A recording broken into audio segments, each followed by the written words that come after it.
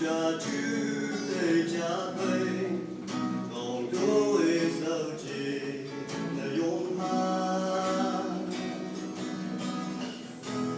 lên để tu đi bắt mẹ ngủ nhói ngủ ba mẹ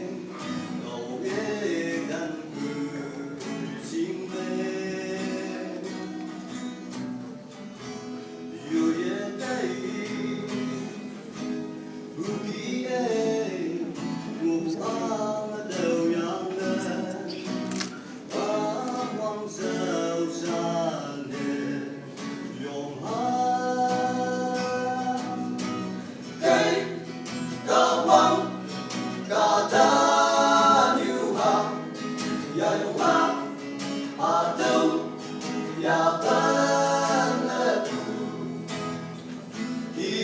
Damai đầu đêm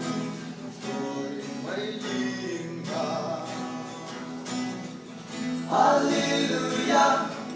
idem đi khi siwa ông chỉ hay nhà ula tương ban ngồi là nhà yong ha sau đi thế cây